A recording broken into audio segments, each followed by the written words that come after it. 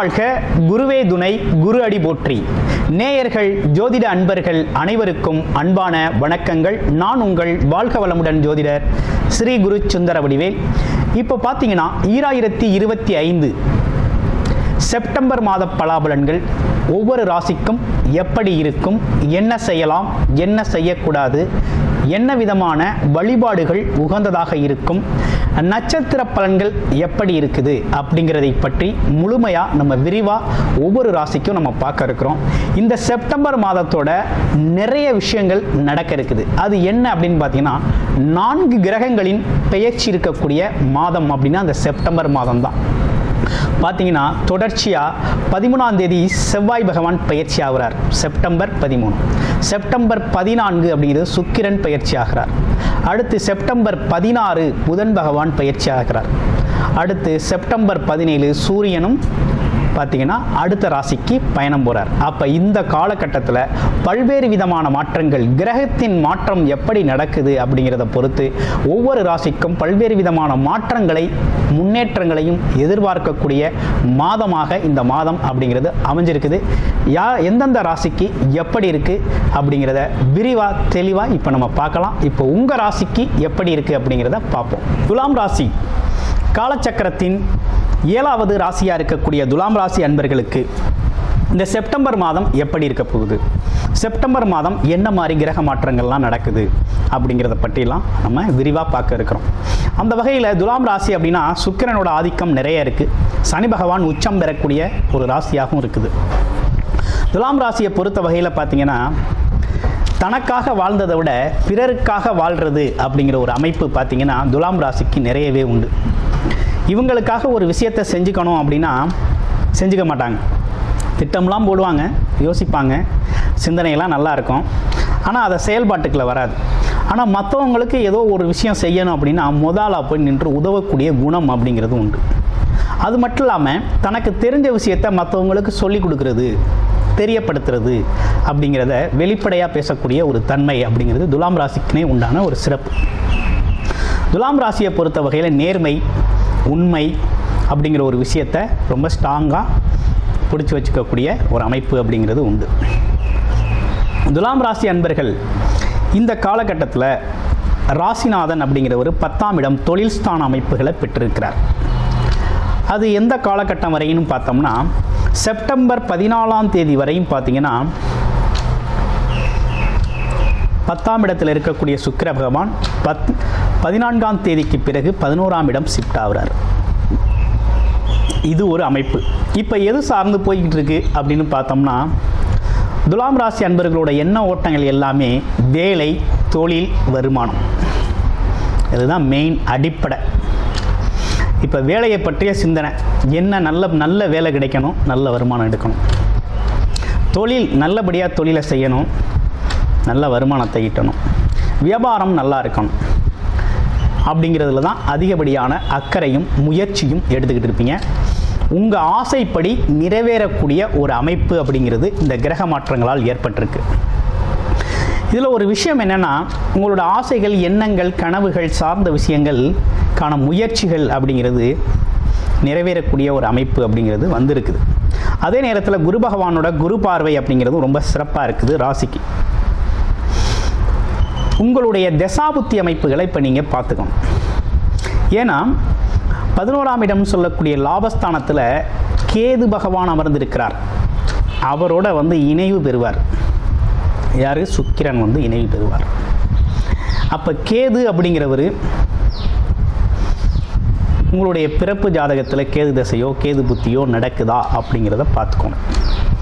ஏன்னா 11ஆம் இடங்கிறது ஆசைகள், எண்ணங்கள், கனவுகள், நீண்ட நெடுநாள் முயற்சி செஞ்ச விஷயங்கள், எதிர்பாராத மாற்றங்கள், திருப்பங்கள் நடக்கக்கூடிய ஒரு இடம், ஒரு அமைப்பு, லாபம் கிடைக்கக்கூடிய அமைப்பு. ஒன்லி லாபஸ்தானம். லாபஸ்தானத்தில் கேது பகவான் அமர்ந்து ராசிநாதன் அங்கே போய் அமர்றாரு அப்படின்னா என்ன ஆகும்? கொஞ்சம் உழைச்ச உழைப்புக்கான ஊதியம், அந்தஸ்து, கௌரவம், ஆசைகள், எண்ணங்கள் நிறைவேறதில் கொஞ்சம் தடை தாமதங்களை ஏற்படுத்தக்கூடிய ஒரு அமைப்பு அப்படிங்கிறது இருக்குது. அதே 11ஆம் அதிபதியும் ஆட்சி பெற்று இருக்கக்கூடிய அமைப்பு அப்படிங்கிறது அதே காலகட்டத்தில் இருக்குது. அப்போ என்னென்னா கொஞ்சம் கவனமாக செயல்படணும். எப்போ அப்படின்னு பார்க்கணும். செப்டம்பர் மாதம் 14ஆம் தேதிக்கு பிறகு கொஞ்சம் கவனம், அவேர்னஸ் எடுத்துக்கணும், கூடுதல் கவனம் எடுத்துக்கணும். ஏன்னா கேது பகவான் லாபஸ்தானத்தில் இருக்கிறதுனால எடுத்துக்கணும். ஏன்னா சின்ன சின்ன தடங்கல்கள் வரக்கூடிய ஒரு அமைப்பு இருக்குது. பெண்கள் சம்மந்தப்பட்ட விஷயத்தில் கொஞ்சம் கவனமாக இருக்கணும்.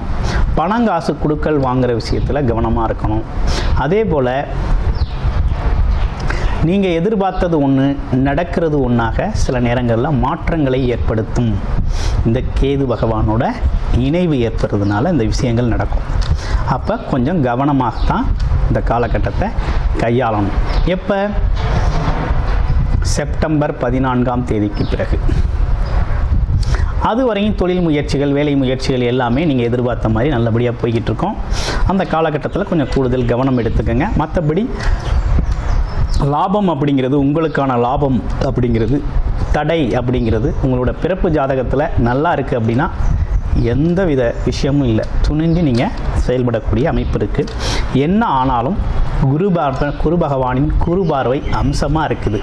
அதனால் இந்த காலகட்டம் நீங்கள் பயன்படுத்திக்க வேண்டிய காலகட்டம் தான். ஓகேங்களா? சின்ன சின்ன தடைகள், தாமதங்களை பார்த்து பின்னோக்கி போகாமல் கொஞ்சம் முன்னோக்கி போய் உங்களோட வேலை, தொழில், வருமானம் சார்ந்த விஷயத்தில் ஒரு முன்னேற்றத்தை அடையக்கூடிய காலகட்டம் இது. அடுத்து பார்த்தோம்னா குழந்தைகள் சம்மந்தப்பட்ட விஷயத்தில் கொஞ்சம் அவேர்னஸ் எடுத்துக்கங்க. அடுத்து உடல் ஆரோக்கியம் சம்மந்தப்பட்ட விஷயத்தில் கொஞ்சம் கூடுதல் கவனம் தேவைப்படுது. ஏன்னு கேட்டிங்கன்னா சனி பகவான் வக்ரமம் அடைந்து இருக்கக்கூடிய ஒரு அமைப்பும், அதே நேரத்தில் சனி பகவான் 6ஆம் இடத்துல இருக்கிறதுனால பார்த்திங்கன்னா அடிக்கடி உங்களுக்கு கொஞ்சம் மனச்சோர்வுகள் ஏற்படக்கூடிய ஒரு அமைப்பு அப்படிங்கிறது உருவாகும். எல்லாம் இருந்து இல்லாது போகிற ஒரு ஃபீலிங்குடும், ஒரு தோற்றம், பிம்பம் ஏற்படும். அதனால் இந்த விஷயத்தில் கொஞ்சம் கவனமாக இருங்க. மற்றபடி உங்களுக்கு இந்த காலகட்டம் அப்படிங்கிறது ஒரு நல்ல காலகட்டம் தான். ஆமாம், வெளிநாடு, வெளியூர் பயணங்கள் ரொம்ப சிறப்பாக இருக்குது. அதே நேரத்தில் 7க்குடைய செவ்வாய் பகவானும் பார்த்திங்கன்னா செப்டம்பர் 13ஆம் தேதி உங்களுடைய ராசிக்கே வந்துடுவார். திருமணம் சார்ந்த விஷயங்கள் கைகூடும். அதே போல் கணவன் மனைவி ஒற்றுமை அதிகரிக்கும். நண்பர்கள், கூட்டாளிகள் சார்ந்த விஷயங்கள் அதிகரிக்கும். போட்டி பந்தயங்களில் ஜெயிப்பீங்க. ஆமாம், எதிரிகள் உங்கள் வசமாவார்கள், நீங்கள் சொல்கிறத கேட்பாங்க. அப்படிங்கிற மாதிரி பகை மறந்து பாராட்டக்கூடிய ஒரு தன்மை, இதெல்லாம் வந்து ஏற்படக்கூடிய ஒரு காலகட்டமாக இந்த காலகட்டம் இருக்குது. ஓகே, இப்படிப்பட்ட சூழ்நிலைகளோடு இருக்கக்கூடிய இந்த காலகட்டத்தில் பார்த்திங்கன்னா என்ன விதமான வழிபாடு கொஞ்சம் நல்லாயிருக்கும் அப்படிங்கிறத பார்க்கணும். விநாயகர் வழிபாடு, ஆஞ்சநேயர் வழிபாடு அப்படிங்கிறத தொடர்ச்சியாக செஞ்சுக்கிட்டு வாங்க. உங்கள் வாழ்க்கைக்கு ரொம்ப சிறப்பாக இந்த காலகட்டத்தை கடந்து போயிடலாம். மற்றபடி ரொம்ப நல்லா இருக்குமா அப்படின்னா துலாம் ராசியை பொறுத்தவரையில் சின்ன சின்ன குழப்பங்களோடு வாழ்க்கை நகரும். ஓகேங்களா? ஒரு பயத்தோடவே இருக்கிறது மாதிரி சில பேருக்கு இருக்கும். திடீர்னு வேலையை விட்டு தூக்கிடுவாங்களோ, வேலை இல்லாமல் போயிடுமோ, வருமானம் இல்லாமல் போயிடுமோ அப்படிங்கிற ஒரு பயம் இருக்குமே தவிர மற்றபடி நீங்கள் பயப்படுற அளவுக்கு இந்த காலகட்டம் அப்படி சூழ்நிலைகள் இல்லை. உடல் ஆரோக்கியத்தில் கண்டிப்பாக கூடுதல் கவனம் எடுத்துக்கணும். அடுத்து வெளிநாடு, வெளியூர் யோகங்கள்லாம் நல்லா இருக்குது. அதே போல் பிரயாணங்கள் மூலமாக நல்லா இருக்குது. தொழில் சார்ந்த அமைப்புகள் நல்லா இருக்குது. வியாபாரம் சார்ந்த விஷயங்கள்லையும் நீங்கள் முயற்சிகள் எடுக்கலாம், நல்லா இருக்குது. ஆமாம், அரசு காரியங்கள் கொஞ்சம் நீங்கள் ஒன்று எதிர்பார்த்து ஒரு முயற்சி எடுத்திருப்பீங்க, அங்கே நடக்கிறது ஒரு மாதிரியாக இருக்கும். அதனால் கொஞ்சம் தள்ளி போட்டு செய்கிறது அப்படிங்கிறது உங்களுக்கு நல்ல முன்னேற்றத்தை தரும். இவை அனைத்தும் கோச்சார ரீதியான கிரக மாற்றங்களால் ஏற்படக்கூடிய பலன்களாக இருக்குது.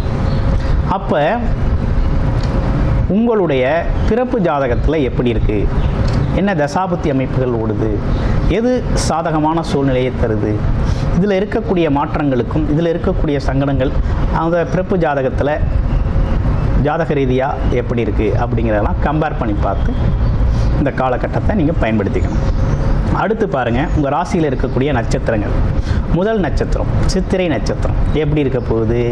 சித்திரை நட்சத்திரம் திருமணம் சார்ந்த விஷயங்கள் கை கொடுக்கும், கூட்டுத்தொழில் சம்மந்தப்பட்ட விஷயங்கள் கை கொடுக்கும், வேலை வாய்ப்புகள் நல்லாயிருக்கும். அது மட்டும் இல்லாமல் பாருங்கள், வருமானம் சார்ந்த விஷயங்கள் நல்லாயிருக்கும், தன்னம்பிக்கை தைரியம் வளரும். ஆமாம், வரன் தேடி வரக்கூடிய ஒரு அமைப்பு அப்படிங்கிறது இருக்குது. கணவன் மனைவி ஒற்றுமைகள் அதிகரிக்கக்கூடிய ஒரு அமைப்பு இருக்குது. விரிசல் இருந்தால் ஒற்றுமை அதிகரிக்கும் அப்படிங்கிற ஒரு அமைப்பெல்லாம் நல்லா இருக்குது. இளைய சகோதர உறவுகள் உங்களுக்கு உதவி செய்வாங்க. அவங்களோட நட்புறவு பாராட்டக்கூடிய ஒரு நல்ல நிலை உருவாகும். அடுத்து பாருங்கள், சுவாதி நட்சத்திரம். சுவாதி நட்சத்திரத்துக்கு எப்படி இருக்குது? குழந்தைகளோட உடல் ஆரோக்கியம் குறித்து கொஞ்சம் கவலைப்படுவீங்க.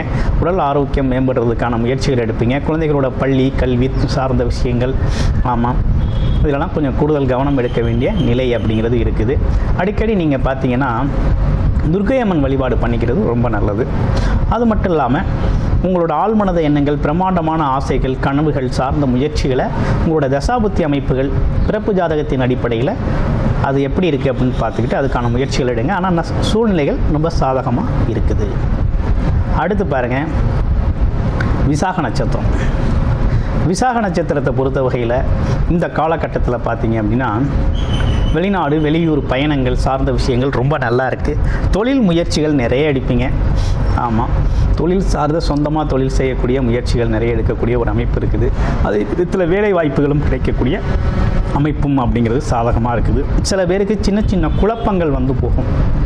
ஆமாம், இந்த குழப்பங்கள் வந்து போகும். குடும்பம் சார்ந்த விஷயங்களில் சின்ன சின்ன தடுமாற்றங்களும் குழப்பங்களும், குழந்தைகள் சம்மந்தப்பட்ட விஷயத்தில் சின்ன சின்ன குழப்பங்களும் தடுமாற்றங்களும் இருக்கும். இது ரொம்ப நாளைக்கு இருக்கக்கூடிய அமைப்பு இல்லை. இது பார்த்திங்கனாக்க வர செப்டம்பர் 14ஆம் தேதிக்கு பிறகு நல்ல மாற்றம் ஏற்படும். அதனால் வருமானம் சார்ந்த விஷயமும் நல்லா இருக்க போகுது.